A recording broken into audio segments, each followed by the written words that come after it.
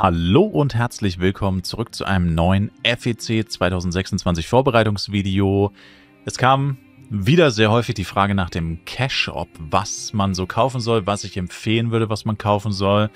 Und da ich persönlich ja kein Casher bin, aber auch keinen Vorwurf irgendjemandem mache, wenn er casht, muss ich mir das Ganze erstmal wieder angucken, um zu schauen, ob sich irgendwas verändert hat. Und es gibt tatsächlich auch ein paar Sachen, die es letztes Jahr nicht gab.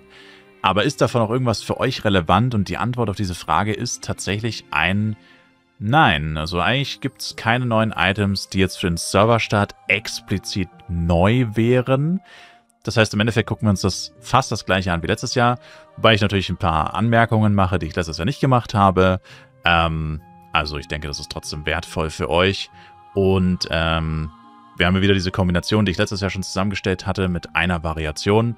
$50, $100, $200. Und jeder, der mehr als $200 casht, erstens vermute ich mal, der weiß dann schon, was gut ist. Und zweitens kannst du dir für $200 halt wirklich fast alles kaufen. Es sei denn, du kaufst die Sachen dann gleich doppelt für mehrere Charakter. Dann ist natürlich auch wieder ein bisschen was anderes.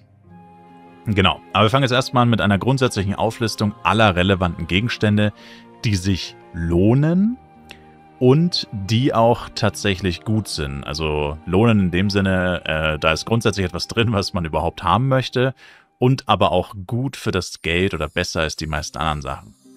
Was dann noch ganz wichtig ist, steht hier, das soll ich mal fett und unterstreichen, spezielle zeitlich begrenzte Bundles, Inhalt variiert. Das ist ganz wichtig, weil jetzt gerade dachte ich mir auch so, oh Moment, es gibt ja neue Bundles, weil hier zum Beispiel habe ich gesehen, gibt es dieses Adventurers Consumable Bundle. Aber das läuft halt in 3 Tagen ab. Das heißt, es läuft ab, bevor der FEC startet. Und solche Angebote, die wird es höchstwahrscheinlich auch nach dem FEC-Start geben. Doch was genau da drin sein wird und wie viel die kosten werden, das kann ich natürlich nicht wissen. Das kann niemand wissen. Das ist halt so ein bisschen Glücksspiel. Hängt natürlich auch vom Wochenend-Event ab. Also viele gehen, glaube ich, davon aus, dass ein XP-Event kommen wird. Ist nicht confirmed. Ich sage nur, es gehen viele davon aus. Sollte es so sein, dann wird hier unter begrenztes Angebot dann am besten einfach auf Zeige alles gehen. Die zeitlich begrenzten Sachen sind in der Regel oben, beziehungsweise haben hier auch so ein Limited-Offer-Ding. Und hier weiter unten, gut, es ist zwar auch zeitlich limitiert, aber das sind die Penya-Power-Ups, die werden immer gerestockt. Genau wie diese CS-Pads für 30 Tage, die werden auch immer gerestockt. Also das hier unten ist eher nicht so relevant. Wirklich relevant sind die oberen Sachen, weil das ist wirklich das, was wöchentlich oder alle 2 Wochen ausgetauscht wird. Und da solltet ihr unbedingt reingucken, bevor ihr was kauft, ob hier nicht irgendwas Interessantes für euch drin ist. Und da müsst ihr halt einfach kurz gucken. Ich meine, hier ist ein Shout-Package zum Beispiel. Ich meine, das kann sich jeder selber vorstellen. Lohnt sich das oder nicht? Also, ja, es lohnt sich. Steht ja auch dabei, wie viel Geld man spart in der Regel. Man muss nur ein ganz kleines bisschen aufpassen, weil Gala hat tatsächlich schon in der Vergangenheit irgendwelche Bundles in den Cash-Up gehauen, wo man ganz genau hingucken musste, weil die haben dann tatsächlich 20 Amplis für 8000 F-Coins verkauft. Und 20 Amplis kosten aber regulär nur 2000. Also Gala macht da leider auch Fehler. Das heißt, da nochmal ganz genau hingucken, dass ihr euch nicht selber scammt. Ihr kriegt zwar dann die F-Coins zurückerstattet und so, das ist dann kein Problem. Also das macht Gala dann natürlich alles. Aber die F-Coins sind erstmal weg. Und deswegen nochmal ganz genau hingucken, bevor ihr was kauft. Und, wie gesagt, einfach gucken, welches Wochenende-Event läuft und gibt es da spezielle Bundles, die zu diesem Event passen, beziehungsweise Serverstart-Bundles sowieso. Dann habe ich hier oben zusammengefasst, das sind die regulären Bundles, also das sind auch Bundles oder Pässe oder Packages, die sind auch bei begrenztes Angebot, die sind aber entweder nicht zeitlich begrenzt, beziehungsweise werden halt auch immer wieder reingepackt, wie zum Beispiel der Extended Pass. Jetzt aktuell ist der Extended Pass April drinnen und es kommt dann halt einer für Mai. Also der Extended Pass April verschwindet dann, aber man kann ihn ja dann für Mai wieder kaufen und so weiter. Und die anderen Sachen sind auch limitiert, aber tatsächlich in der Stückzahl. Also Limited Package, Beginner Pass und so, das kann man halt nur eine begrenzte Anzahl kaufen, in der Regel einmal. Das heißt, das ist begrenzt, aber nicht auf die Zeit. Also das kann man immer kaufen, aber halt höchstens einmal. Genau. Und das ist grundsätzlich alles ziemlich gut. Also von der Value her lohnt sich das. Ob ihr das kaufen wollt oder nicht, müsstet ihr euch dann selber angucken. Kommt natürlich auch immer darauf an, wie viel ihr cashen wollt. Die konkreten Empfehlungen für $50, $100, $200, wie gesagt, die gehen wir auch gleich noch durch. Und grundsätzlich lohnen sich aber alle diese Sachen. Also auch dieser Additional Connection Coupon lohnt sich, der Extended Pass lohnt sich am meisten. Beim Extended Pass ist es halt so, genau wie beim Beginner Pass, bevor man die Belohnungen bekommt, das habe ich auch immer dazu geschrieben, bekommt man ein CS-Pad, bekommt man ein Fluggerät, weil wenn ihr nur ein begrenztes Budget von 10, 20, 30, 50 Dollar cashen wollt, also ich sage mal Dollar, weil der Betrag wirklich auch in Dollar ist, wie viel in Euro das dann ist halt tatsächlich tagesaktuell, beziehungsweise Umrechnungskurs von eurer Bank oder von PayPal abhängig. Wenn man halt jetzt nicht so viel casht, also wenn euer Budget wirklich sehr begrenzt ist, dann wäre es natürlich sinnvoll, ihr kauft euch nicht das 500er Package und ein Beginner Package. Oder nicht ein Beginner Pass und ein Beginner Package, weil dann habt ihr halt ein doppeltes Pad und ein doppeltes Fluggerät. Und die Sachen sind zwar hier grundsätzlich zeitlich limitiert meistens, trotzdem braucht ihr es ja nicht zweimal. Vollkommen egal, ob es limitiert ist oder nicht. Ja, also das heißt, grundsätzlich lohnen sich diese Sachen alle, auch wenn man die Pads oder Fluggeräte wieder rausrechnet. Trotzdem, wenn ich ein begrenztes Budget habe, will ich natürlich nichts doppelt haben. Dann Speedsets ist so ein Thema, das ist Gambling. Die kosten 700 F-Coin für gewöhnlich. Kommt drauf an, manchmal gibt es auch spezielle, die kosten dann 900 oder so. Aber auf jeden Fall, ja, das ist Gambling. Ihr könnt ein 10% Set ziehen, wenn ihr Glück habt. Könnt es verkaufen, Fat Profit machen. Aber ihr könntet auch 2% ziehen, was grundsätzlich nicht 700 F-Coin wert ist. Und naja, also Speedset ist halt so ein bisschen Luxus. Man ist schneller unterwegs, man ist schneller beim nächsten Monster, man läuft grundsätzlich schneller, also man spart auf lange Zeit gerechnet auch viel Zeit. Aber 700 F-Coin ist schon gewaltig, finde ich, für 2% Geschwindigkeit.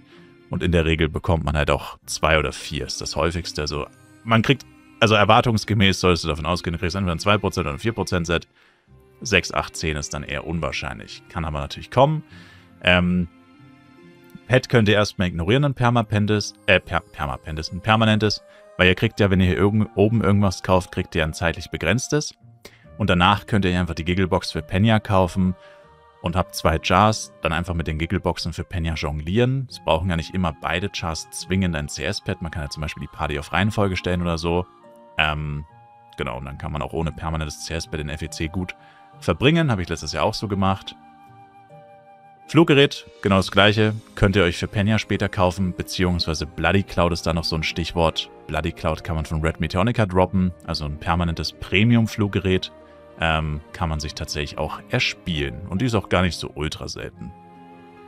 Dann kommen wir zu den nächsten Items, so einfach eine Auflistung von guten Items, die sich lohnen, in den ersten paar Tagen zu holen. Dann wäre als allererstes Housing. Hier habe ich schon im anderen Video gesagt, unbedingt darauf achten, was ist der Cash-Kurs. Ihr könnt das Housing nämlich entweder für 1600 F-Coin kaufen, und das ist das reguläre Housing. Das kann man auch für Penya kaufen. Für Penya kostet es halt 100 Millionen Penya. Das heißt, am allerersten Tag ist es worth, also ist es wert, das tatsächlich für F-Coin zu kaufen, weil Tag 1 wird der F-Coin-Kurs nicht so hoch sein. Der wird wahrscheinlich irgendwo zwischen 20 und 60 Mio sein, schätze ich jetzt einfach mal. Ich kann nicht hell sehen, das kann man nicht wissen. Aber ich sage jetzt mal, es wird wahrscheinlich deutlich unter 100 Mio sein. Und das heißt, vor allem für den Start, ich meine, da hat man auch einfach keine 100 Mio, lohnt es sich natürlich das Housing, wenn man es direkt haben möchte, für F-Coin zu holen. Man sollte halt aber wissen, dass spätestens nach ein paar Tagen, spätestens nach einer Woche, lohnt es sich, also wahrscheinlich schon früher, wahrscheinlich schon nach 4 oder 5 Tagen, lohnt es sich schon, das Housing für Penya zu kaufen, weil dann 100 Millionen Penya sicherlich keine 1600 F-Coin sind. Also es sind wahrscheinlich 100 Millionen Penya eher 1000 F-Coin. Das heißt, theoretisch spart man dann ein bisschen Geld. Man hat es dann halt aber entsprechend später, und je nachdem, wie der Cash-Kurs halt fungiert, kann es sein, dass es früher oder später der Fall ist. Aber ich denke, die meisten Leute haben es mit dem Housing jetzt eh nicht so ultra eilig. Ich habe das Gefühl, Housing, ich schwärme immer davon, und ich bin auch fest davon überzeugt, dass es eines der besten Features ist, wo man wirklich mit wenig Geld viel rausbekommt. Ich habe das Gefühl, bei den meisten Leuten kommt das aber irgendwie nicht so an, aber keine Ahnung, das ist nur so mein Gefühl. Als nächstes haben wir dann Couple Housing, das ist eine ganz andere Hausnummer. Klingt ähnlich, es ist aber nur möglich, an Couple Housing zu kommen. Erstens, nachdem man ein Couple erstellt hat, Couple geht erst ab Level 61. Und das Couple Housing, das geht nur für F-Coin. Das geht nur für F-Coin. Das kann man niemals Free-to-Play haben. Unmöglich. Außer man würde F-Coin von Gala geschenkt bekommen oder gewinnen. Und das kostet auch 1600. Das heißt, wenn ihr überlegt, soll ich mir Housing für 1600 F-Coin holen? Ganz ehrlich, macht es nicht. Holt euch lieber das Couple Housing für 1600 F-Coin. Könnt ihr zwar dann erst nach Level 60 benutzen, ist aber egal, weil Level 60 erreicht ihr in der Regel am ersten Tag, wahrscheinlich schon innerhalb der ersten paar Stunden, wahrscheinlich schon am ersten Nachmittag. Und dann könnt ihr es ja schon benutzen und könnt euch danach dann für die 100 Mio das normale Housing kaufen, an Tag 3, 4, 5, wann auch immer, ist ja egal, wann auch immer halt sich das lohnt, oder ihr die Kohle auch übrig habt dafür. Und dann habt ihr beides und habt aber nur 1600 F-Coin dafür ausgegeben statt 3200. Und ich meine, 1600 F-Coin ist schon eine Menge Geld, also das würde ich mir schon gut überlegen, ob ich das normale Housing auch holen will. Aber auch das hängt natürlich wieder von dem Betrag ab, den ihr tatsächlich bereit seid zu investieren in diesen Serverstart.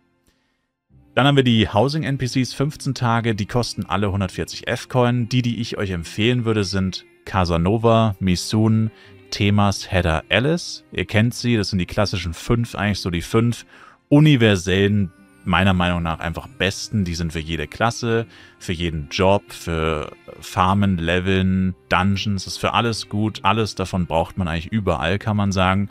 Und auch wirklich jeder braucht das eigentlich so. Das ist richtig geil. Und dann gibt es noch den Pang mit den Buffs. Und dann gibt es theoretisch noch Tino. Aber Tino ist für Shop-Zeit, kann man ja noch dazu schreiben. Also kostet natürlich auch 70 F-Coin für 7 Tage oder 140 für 15 Tage.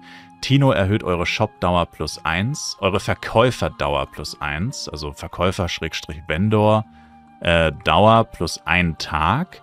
Das heißt, wenn ihr einen AFK-Shop macht, hält er dann einfach x Stunden, also ab Level 30 kann man einen Verkäufer aufstellen, ein NPC, eine NPC-Kopie von sich selber, die dann für dich die Items verkauft. Und mit Tino, dem NPC, wenn ihr den in euer Haus stellt, dann hält euer Shop plus 1 Tag. Also ab Level 30 hält der Vendor-Shop, glaube ich, standardmäßig 2,5 oder 3 Stunden oder irgendwie so. Das ist wenig, sehr, sehr wenig. Wenn ihr aber Tino habt, dann hält er 1 Tag und diese paar Stunden. Und das ist richtig geil. Das ist ein richtiger Trick 17, wodurch man dann auch theoretisch keinen Battle Pass kaufen müsste, nur für den Vendor. Man muss keinen Shop-Vendor kaufen. Und man kann den Tino einfach aufstellen, den Shop eröffnen und Tino wieder offline nehmen. Dann läuft der nicht ab, man spart sich Geld und der Shop läuft trotzdem 1 Tag. Und erst wenn man den nächsten Shop aufmacht, müsste man Tino wieder kurz aufstellen und dann wieder einpacken. Bei dem Pang funktioniert das übrigens genauso. Den stellt ihr auf, bufft euch und könnt ihn wieder offline nehmen, spart euch die Zeit und die Buffs laufen. Zu den Buffs muss man aber dazu sagen, es sind die standardmäßigen Buff-Pang-Buffs und die sind nicht Level 40, sondern nur Level 20.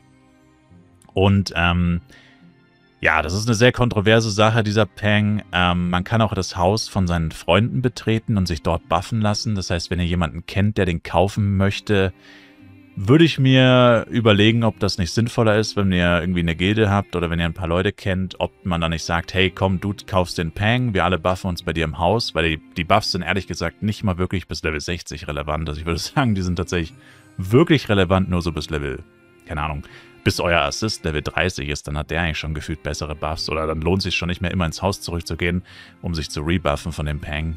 Meine Meinung zumindest. Egal, jedenfalls, da kann man sich mit anderen Leuten zusammentun. Das heißt, den muss theoretisch nicht jeder kaufen. Allerdings kostet er auch nur 70 F-Coin. Also ich meine, wir reden jetzt nicht über ein Vermögen. Dann Scroll of Permanent Party ist hier noch dabei. Ist gut für die ersten Tage, habe ich dazu geschrieben. Die habe ich ja letztes Jahr tatsächlich nicht in meiner Liste mit drin gehabt, weil ich so ein Hater von dieser Scroll bin tatsächlich. Warum ich die jetzt aber mit aufgenommen habe, ist einfach für die ersten paar Tage, vor allem für Leute, die jetzt nicht so geisteskrank reinsuchten. Zum Beispiel, ihr müsst arbeiten. Donnerstag, Freitag, ihr müsst noch arbeiten oder eure Tante heiratet oder euer Kind kommt auf die Welt oder was weiß ich was. Das heißt, ihr könnt nicht den ganzen Tag am PC sein, aus welchen Gründen auch immer. Dann ist das halt ganz geil, weil dann könnt ihr einfach offline gehen und eure Party wird gespeichert. Und das Problem im Low-Level ist halt, also vor allem bis Level 60, vielleicht noch bis Level 80 circa. Ab Level 80, dann geht es eigentlich schon relativ schnell, eine Party schnell auf 20 zu ziehen. Aber ja, so bis 60 auf jeden Fall und auch noch ein paar Level danach ist es echt anstrengend, immer eine neue Party auf 20 zu ziehen. Ob mir das 500 F-Coin wert ist, dass ich dann 2, 3 Partys weniger ziehen muss, das muss auch wieder jeder selber entscheiden. Aber grundsätzlich muss man schon sagen, vor allem unter Level 60, wenn ich jetzt mit Level 40 an Tag 1 aufhöre und dann Tag 2 mit 40 online gehe, bis ich da wieder eine Party auf 20 habe, zumindest alleine, dauert echt lange und dann lohnt sich dieses Scroll auf jeden Fall schon, weil man dann direkt wieder mit Link Attack starten kann und man levelt dann halt auch effektiv in diesen paar Stunden, wo man eine neue Party gezogen hätte, wieder schneller und man droppt auch mehr Items. Dann Scroll of Return Town ist sehr geil für Jobquests und Inventarlernen. Blinkring of Madrigal ist das gleiche. Also das sind so Lifehacks, zum Beispiel Dekans Mine-Quest, wer sie machen will, für Meteonica. Da ist Scroll of Return Town mega nice. Für die Clockworks-Quest kann man sie gut verwenden. Generell für jede Quest, für Jobquest und auch einfach für Inventarlernen. Man kann sich halt in die nächste Stadt teleportieren und dann einfach zurück zum Ort, wo man die Scroll benutzt hat. Und das ist halt schon richtig geil. Also du kannst Inventar lernen, mitten bei Mammuts zum Beispiel. Läufst zum NPC, machst Schnellverkauf, portest dich zurück, innerhalb von 10 Sekunden hast du Inventar geleert, hast das ganze Penya mitgenommen, was höchstwahrscheinlich mehr wert ist als 10 oder 20 F-Coin. Und bist wieder sofort zurück und kannst weiter grinden. Ist halt schon eine Erleichterung, kann viel Zeit sparen. Ist jetzt aber eher was für, naja, seltenere Gelegenheiten, wenn man es jetzt die ganze Zeit benutzen würde, geht das dann auf Dauer natürlich schon ins Geld. Genau. Ja, dann Potions, die kosten grundsätzlich immer 10 F-Coin each, also die gibt es immer nur in 10er-Bundles zu kaufen, 100 F-Coin für 10 Stück. Dann Amplis standardmäßig 100 F-Coin each, wie gesagt, bei Amplis, Upcutstone, Potion und so weiter, auch bei Products. Da gibt es vor allem immer an den Wochenenden immer irgendwelche Angebote, je nachdem welches Wochenend-Event halt läuft. Grundsätzlich sollte man natürlich dann immer auf diese Bundles zurückgreifen. Und beim FEC, ich meine, ihr kennt Gala, die wollen ja Geld verdienen mit dem Server, da wird es auch richtig gute Angebote geben. Also letztes Jahr gab es an einem der ersten Wochenenden, bin ich mir wirklich felsenfest sicher, dass es das gab, so ein Bundle, wo du eine Ampli gekauft hast und du konntest bis zu 100 bekommen. In der Regel hat man halt 1, 2, 4, 6, 8 bekommen, sowas in dem Dreh. Aber solche Sachen sind einfach geil. Also ich meine, du kaufst 10 Amplis und statt dass du 10 bekommst, bekommst du einfach 20. Wenn du Glück hast, bekommst du sogar 50. Ja, und ich meine, natürlich, wenn man schon Geld ausgibt, dann will man natürlich das meiste rausholen. Das heißt, grundsätzlich wäre es natürlich das Beste, man schlägt bei solchen Angeboten zu. Aber, wie gesagt, ich kann nicht in die Zukunft sehen. Ich weiß nicht, welche Angebote es geben wird. Upcutstone, 300 F-Coin, einer kostet 30. Super guter Deal, hält eine Stunde, bestes Power-Up im Spiel. Oder zumindest eins der besten Power-Ups immer noch im Spiel. Kommt drauf an, in gewissen Situationen sind andere vielleicht besser. Inviback 30 Tage müsst ihr euch eher nicht kaufen. Ihr habt ja den Pre-Register-Code, beziehungsweise gehe ich stark davon aus, dass es da auch nochmal was geben wird, vielleicht von Gala in den ersten paar Tagen. Sowas letztes Jahr eigentlich auch, da haben wir auch relativ viele Codes bekommen. War zwar aufgrund von Serverschwierigkeiten, aber ja, kann man gucken, ob sich das lohnt für einen 20er Stat Flask. Finde ich persönlich nicht so gut. Die kosten 30 F-Coin each, halten aber auch nur eine halbe Stunde. Die sind relativ teuer. Element Attack Stone ist später für Dungeons sehr relevant, wenn ihr Damage Dealer in einem Dungeon seid. Die müsst ihr eigentlich haben. Dann natürlich der Klassiker FEC Flask 30 Tage, das ist die Adventurer Flask. Die rote übrigens, es gibt noch eine blaue, die heißt irgendwie Champion Flask oder so, die ist für PvP. Ihr braucht die rote. Ja, ganz wichtig, achtet auf die Farbe. Rot. Adventurer Fortune Flask, rot. Ja, und da ist natürlich das günstigste auf den Tag runtergerechnet die 30-Tage-Flask. Gibt aber auch eine 3, 7, 15-Tage-Variante. Die ist halt vor allem für Leute relevant, die nicht ganz so viel Geld ausgeben wollen. Dann, was immer wieder angesprochen wird, die kombinierte Party-Schriftrolle. Das ist die Pink Scroll. Auch hier wieder einfach auf die Farbe achten. Da müsst ihr euch nicht merken, wie sie heißt. Oder könnt ihr es auch in jeder Sprache nachvollziehen. Ja, viele fragen immer, brauche ich denn wirklich die pinke oder kann ich nicht die anderen nehmen? Das Problem ist halt bei den anderen Scrolls, also die klassische Red Scroll kostet nur 3000 F-Coin, die Pink Scroll kostet 5500. Das Problem ist halt, bei der Red Scroll könnt ihr keine Party-Skills stapeln. Und ich weiß aus Erfahrung, ich komme damit klar, Skills nicht stapeln zu können. Natürlich ist es nervig, vor allem wenn man daran gewöhnt ist, Skills zu stapeln. Aber viele kommen halt damit gar nicht klar. Ja? Und dieser Luxus, dieses Party-Skills stapeln, das kostet halt tatsächlich nochmal Geld. Also die Schriftrolle müsstet ihr nochmal extra kaufen. Wenn ihr das macht, seid ihr dann für 30 Tage bei über 4000 F-Coin. Na, ganz ehrlich, dann könnt ihr euch auch die Pink Scroll kaufen, dann seid ihr eh schon fast beim gleichen. Und die Pink Scroll hat halt noch Vorteile wie doppelte Partypunkte, mehr Party-XP. Also die hat schon ein enormes Bundle. Im Endeffekt ist da einfach jede Party-Schriftrolle kombiniert, bis auf Permanent Party. Ist, glaube ich, die einzige, die nicht mit drin ist. Und das ist halt schon ein extrem gutes Scroll. Es ist schwierig, gegen die Pink Scroll zu argumentieren. Red Scroll würde ich halt wirklich nur für Leute empfehlen, die wissen, Party-Skills nicht stapeln zu können, stört mich nicht. Wenn euch das nicht stört, dann ist die Red Scroll definitiv der bessere Deal. Aber aus Erfahrung kann ich sagen, von 90 Flive-Spielern 87 stört das. Also wirklich, ich glaube, ich bin einer der wenigen, die damit leben können, Party-Skills nicht stapeln zu können. Ich kenne außer mir tatsächlich niemanden, der damit klarkommt. Also das ist echt heftig. Scroll of Selected Party, die ist auch geil, kostet 100 F-Coin, damit kann man Party Instant Level 10 machen.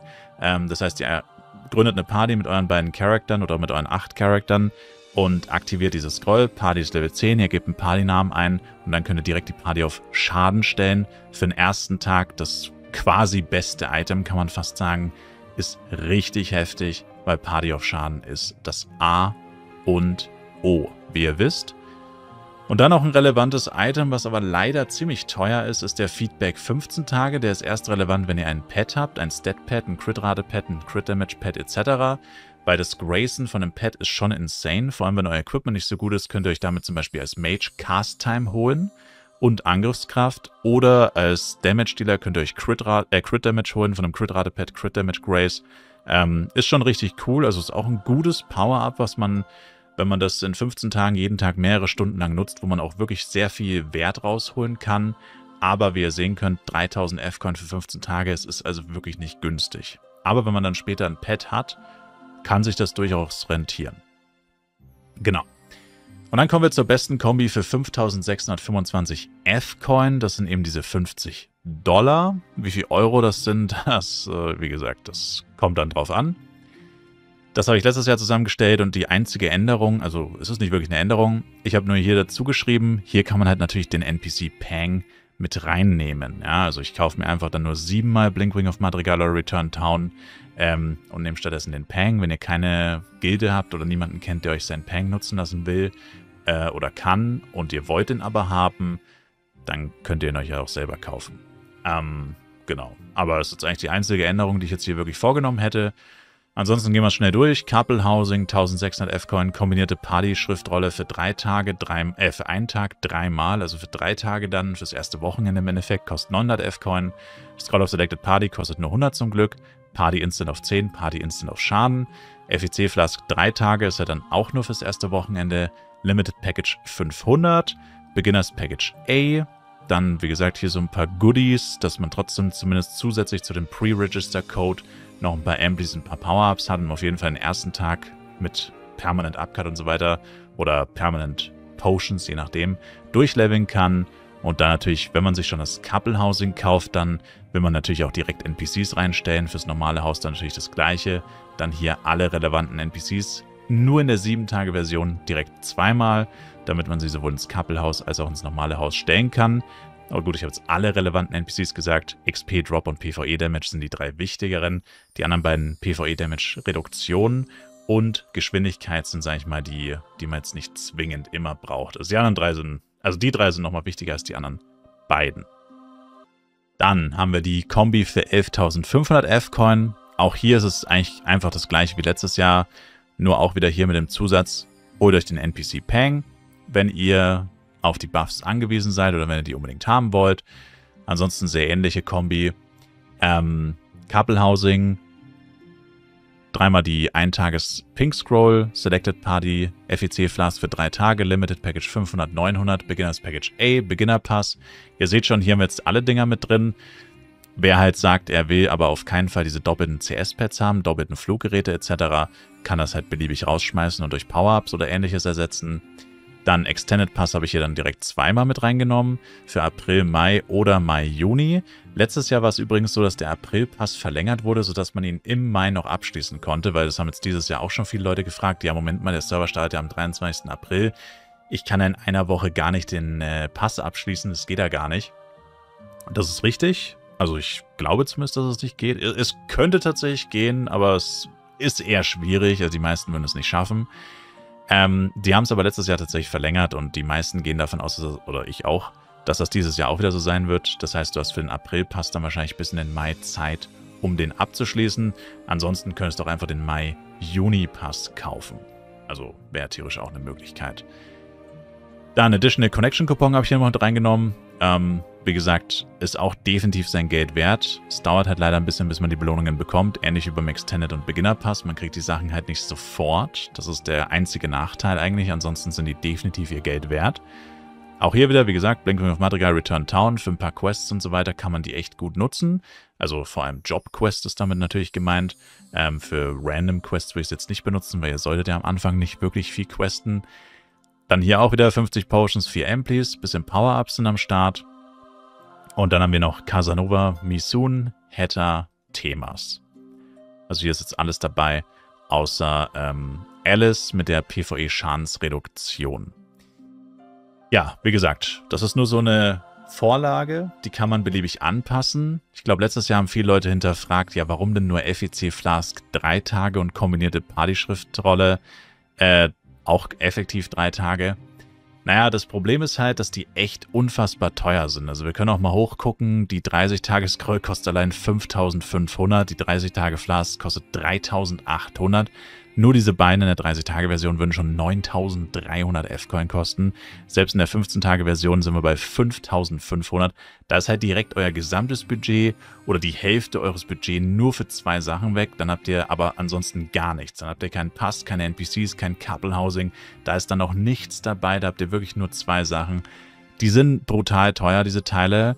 Und in meinen Empfehlungen habe ich halt mich so ein bisschen auch im Hintergrund gehabt. Also wenn ich cashen würde und ich weiß halt von mir selber, ich schaffe das halt in 3 Tagen, meinen Charakter auf einen Stand hoch zu pushen, wo ich dann Clockwalks farmen kann, wo ich Geld verdienen kann, wo ich weiß, da kommt auch Kohle rein, ich kann mir die Sachen dann auch für Penya wieder kaufen. Und das ist ja im Endeffekt auch irgendwo der Sinn des Spiels oder der langfristige Zweck im Endeffekt, dass man sich auch alles mit Penya finanzieren kann. Ne? Also wir reden hier von begrenzten Budgets, nicht von Leuten, die unendlich viel Geld zur Verfügung haben, was ja auch cool ist, wenn man das hat, ist ja keine Frage, aber man muss es ja genauso respektieren, wenn jemand das nicht hat. Und hier geht es halt einfach darum, dass man so gut wie es geht, so breit gefächert abgedeckt ist wie nur irgendwie möglich. Und du kannst da nicht breit aufgestellt sein und eine 30-Tage-FEC-Flask kaufen, die fast 4.000 F-Coin kostet. Das geht nicht zusammen, das passt einfach nicht. Also irgendwo muss man Abstriche machen und ich denke, in 3 Tagen kann man sich schon wirklich sehr viel erspielen. Und wie gesagt, das ist ja im Endeffekt auch irgendwo das Ziel. Dann für 23.000 F-Coin und alles darüber, wie gesagt, das ist dann wirklich easy. Ist es im Endeffekt nochmal ähnlich. Also ich bin ja auch nochmal niedrig reingegangen mit der kombinierten Party-Schriftrolle. Der Rest ist gleich im Endeffekt am Anfang. Und der FEC-Flask. Hier dann jeweils zumindest 7 Tage. Und man sieht schon, nur 7 Tage kosten uns hier trotzdem 3.100 F-Coin. Gut zugegebenermaßen, weil wir 7-mal die 1-Tages-Version kaufen. Aber wie gesagt, es ist echt ziemlich teuer, diese Dinger länger am Laufen zu halten. Dann die ganzen Packages wieder. Den Extended Pass habe ich tatsächlich 6-mal mit reingenommen für April bis September. Hier muss man halt einfach sagen, der Extended Pass, und das ist halt auch wieder das langfristige Denken, da gehe ich halt auch wieder eher von mir aus, der hat halt einen unfassbaren Wert. Also wir können uns nochmal in-game kurz angucken, dass ihr das versteht, was dieser Extended Pass für einen Wert hat, was ihr da bekommt für 1.200 lächerliche F-Coin. Ihr bekommt 30 Tage Invi-Back. Ihr bekommt 2-mal Bonus-Playtime-Coupon, wo man, oder 5-mal oder noch mehr, wo man zusätzliche Smiling-Scroll-Boxen, wo man zusätzliche Power-Ups bekommen kann. Ihr bekommt Blinkwing of Madrigal. Ihr bekommt viele Power-Ups, Upcut-Stones, Resurrection-Scrolls, G-Protect. Ihr bekommt Grilled Eel. Ihr bekommt 10 Smiling-Boxen zur freien Auswahl. Also die Protects, die da drin sind, könnt ihr euch selber aussuchen. Die 1000 F-Coin wert sind, theoretisch. Und wenn ihr Level 30 erreicht habt, für jedes weitere Level-Up bekommt ihr ein Power Dice 10 oder 12 geschenkt. Und aus Erfahrung kann ich euch sagen, heute ist der 19. April, ich bin schon bei Level 25 und ich push den Battle Pass überhaupt nicht. Ich mache diese Aufgabe nicht jeden Tag, ich mache das hier nicht jeden Tag, ich mache nur die 60 Minuten und die wöchentlichen Sachen und ich schaffe jedes Mal Level 35 bis 45, je nachdem wie der Monat fällt, wie die Wochen fallen und so weiter. Das heißt, ihr könnt theoretisch locker Level 60 erreichen und euch einfach 30 Power Dice 10 und 12 geschenkt gönnen. Zusätzlich zu allem anderen. Dungeon Coins, Weapon Bonus, Smelting Scrolls.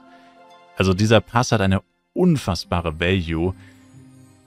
Ich würde mir den so oft holen, wie ich kann im Endeffekt. Und ja, also ist aber wieder langfristig gedacht. Die Sachen kriegt man halt nicht sofort. Genau. Und der einzige Unterschied jetzt eigentlich hier, muss man sagen, also Alice habe ich hier immer noch nicht mit reingenommen. Ich würde wahrscheinlich jetzt tatsächlich Alice mit reinnehmen. Müssten wir jetzt nochmal umkalkulieren. Hier einmal, zweimal Potions weniger kaufen oder dreimal Potions weniger kaufen. Oder hier 5 Amplis weniger kaufen. Dann kann man sich noch zweimal Alice gönnen. Wobei man sagen muss, Alice ist halt für 1v1 tatsächlich echt irrelevant. Also die ist eigentlich nur für Face-Tank AOE so, dass sie wirklich jetzt einen größeren Unterschied macht. Die sorgt halt effektiv dafür, dass ihr 3% weniger Schaden bekommt. Aber stellt euch mal vor, ihr bekommt 1000 Schaden von einem Captain Crane. Naja, und mit Alice bekommt ihr dann 970. Macht das wirklich einen Unterschied für euch? Ich würde sagen, für die allermeisten wahrscheinlich nicht. Außer man Face-Tank AOE't. Dann macht es wahrscheinlich schon einen Unterschied, weil dann habt ihr ja nicht ein Monster, das euch 1000 oder dann macht ihr das Monster wahrscheinlich eher so 800 oder so, je nachdem, was ihr für Equipment habt. Aber ihr versteht, was ich meine. Also Alice ist tatsächlich noch für einen expliziten Spielstil. Allgemein kann man sie tatsächlich jetzt schon auf jeden Fall vernachlässigen, vor allem als 1v1. Genau, aber ja, im Endeffekt ist das die Zusammenfassung nochmal vom letzten Jahr mit ein paar Ergänzungen und alles in einem Video. Letztes Mal habe ich 2 Videos gemacht. Genau, also ich hoffe, ich konnte euch damit zumindest einen Anreiz bieten. Also ich will auch nicht, dass hier irgendjemand das 1:1 kopiert und nachbaut. Es sind wirklich nur Empfehlungen. Man kann alles natürlich switchen, wie man lustig ist. Es gibt auch viele Leute, die sagen, ich will ein permanentes CS-Pad, ich will ein permanentes Fluggerät. Kann ich verstehen. Ich kann es nicht empfehlen, aber ich kann es verstehen, wenn man das will. Was halt ganz cool ist im Fly Universe Cash Shop ist, dass sich tatsächlich wirklich relativ wenig ändert und man da nicht jedes Jahr irgendwie das Rad neu erfinden muss. Also das heißt, wenn man sich da einmal so ein bisschen auskennt, was es alles so gibt und deswegen wäre dieses Video, wo ich das meiste eigentlich aufgezeigt habe, was es so gibt, dann kann man sich das ganz gut einfach selber zusammenstellen, nach den eigenen Vorlieben und Bedürfnissen, auch nach dem eigenen Spielstil. Und für später ist dann noch relevant, was ihr im Cash Shop immer kaufen könnt für Penya, sind ja die Penya Power-Ups sowie die Gigglebox. Die Gigglebox habe ich ja eingangs schon erklärt, die kann man sich für Penya kaufen, für 15 Tage, kostet 14 Millionen Penya. Und das heißt, ich kann sie mir für 15 Tage auf Char 1 holen, wenn die abläuft, dann für 15 Tage auf Char 2 und kann das hin und her jonglieren, dann brauche ich kein permanentes CS-Pad und ja, das ist günstiger als einmalig 1000 F-Coin. Und dann gibt es noch die Penya Power-Ups wie Low Upcut Stone, Low Death Upcut Stone und so weiter, die vor allem, je höher die Inflation, desto mehr lohnen die sich. Und generell auch wieder für Low-Budget-Spieler, die ganze Zeit mit gecashten Power-Ups rumlaufen, auch eine gute Alternative, um immer trotzdem ein paar Power-Ups am Start zu haben. Genau.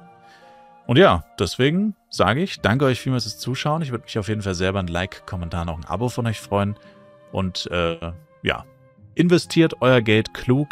Bedenkt immer, es ist echtes Geld. Und der Cash Shop ist nicht der günstigste. Also probiert da schon kluge Entscheidungen zu treffen, wo ihr das meiste aus euren Euros rausholt. Und auf jeden Fall, was man auch sagen muss, danke, dass ihr das Spiel unterstützt. Weil wenn ihr Geld ausgebt für Flive, dann unterstützt ihr ja das Spiel, dann unterstützt ihr die Server. Und ja, dafür auf jeden Fall von mir ein Dankeschön. Und dann sehen wir uns im nächsten Video oder Livestream. Twitch-Links in der Videobeschreibung. Bis zum nächsten Mal. Macht's gut, haut's rein und ciao, ciao.